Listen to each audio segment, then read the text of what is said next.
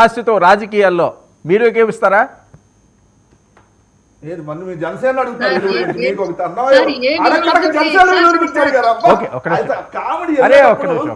మామూలు పంచి కాదు. Right right okay. ఏ విలువలతోటి ఇప్పటి వరకు కూడా వివేకానంద రెడ్డి గారి హత్యకి సంబంధించిన వివరాలు ఏవి తెలియలేదు. ముఖ్యమంత్రిగా అన్నుండి కూడా చెల్లి బాధ పట్టించుకోకుండా సొంత బాబాయ్ మరణాన్ని కూడా దాచిపెట్టాడు. ఆ విలువలు ఏంటో చెప్తే ఒకసారి వెంకటరెడ్డి గారు వైసీపీ పార్టీ వాటి గురించి నేర్చుకొని మేము కూడా తర్వాత ప్రయత్నిస్తాం సార్.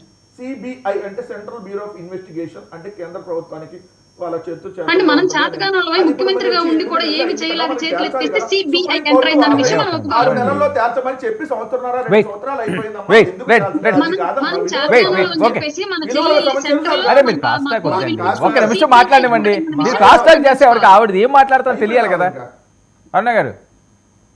సార్ అదే సార్ చెప్పాను విలువలు వైసీపీ నుంచి అట్లా ఉంటాయి. అవి ఏ స్థాయిలో నేర్చుకోవాలో చెప్తే దాని గురించి మేము నేర్చుకుంటాం సార్. మొట్టమొదటిగా ఆ ఫ్యామిలీ నుంచి వచ్చి బాత్రూమ్ లో రక్తం కక్కుని గుండెపోటు వచ్చిందని చెప్పేసి చెప్పింది కూడా ఆ ఫ్యామిలీ నుంచి. మరి ఏం విలువలో మాకు తెలియదు.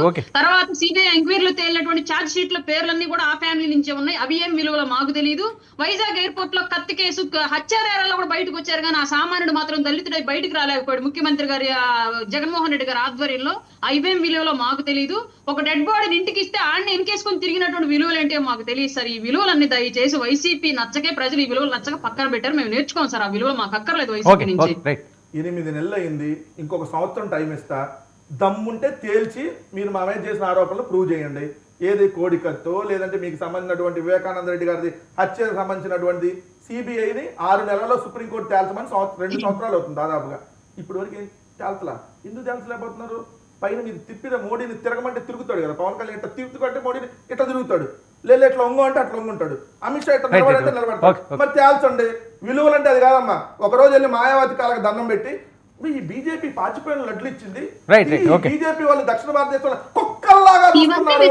మరి ఏ కుక్కల్లాగా